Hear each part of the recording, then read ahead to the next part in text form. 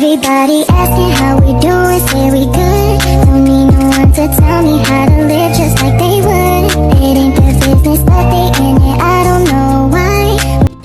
Halo semuanya, perkenalkan nama saya Risa Maria, NIM 2500603054, program studi pendidikan guru sekolah dasar.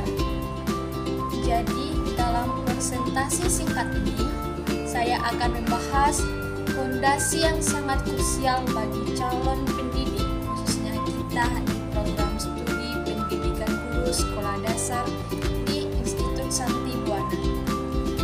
Dan fondasi tersebut adalah kemampuan berbahasa dan bersastra. Jadi teman-teman, berdasarkan pernyataan yang menjadi pengantar kita tadi, ditegaskan bahwa berbahasa dan bersastra adalah kemampuan untuk mengungkapkan, memahami bahasa serta memahami dan menulis teks sastra. Kemampuan ini terbagi menjadi 4 aspek yang saling melengkapi. Ada menyimak, berbicara, membaca, dan menulis. Yang pertama itu ada menyimak. Menyimak ini bukan sekedar mendengar, namun dalam teori komunikasi, menyimak aktif adalah dasar untuk memahami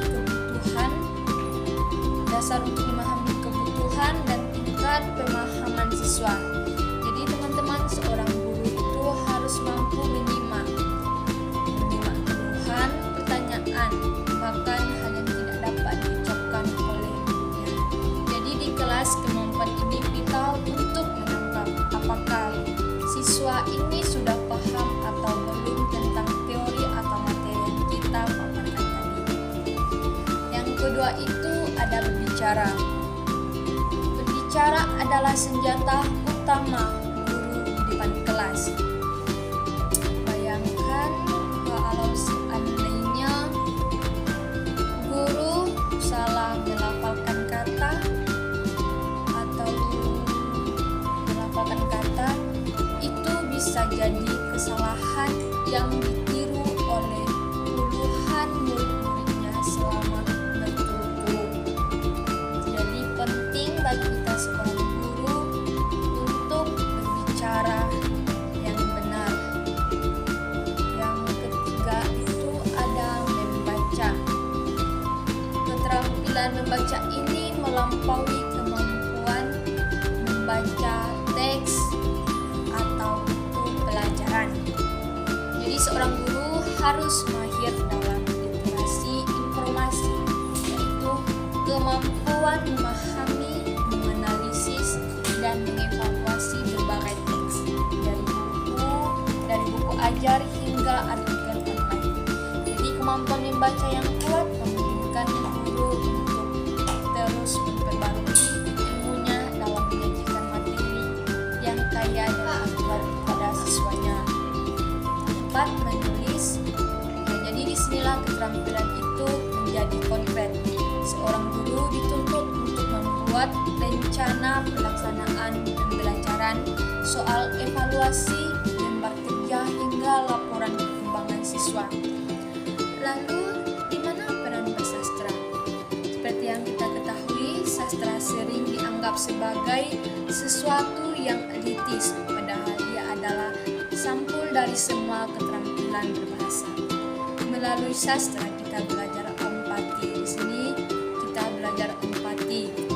Dengan mempelajari sastra, kita sebagai guru tidak hanya mengajarkan membaca, tetapi juga membentuk karakter dan moral siswa. Jadi, di sini dapat kita simpulkan bahwa pentingnya kemampuan berbahasa dan bersastra bagi kita, khususnya calon guru SD, adalah multidimensi.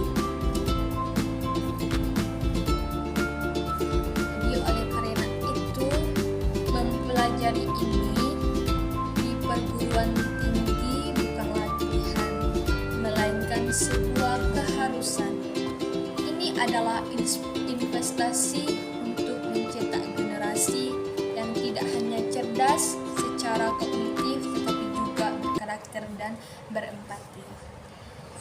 Demikian presentasi singkat dari saya. Saya Nisa Maria mengucapkan terima kasih.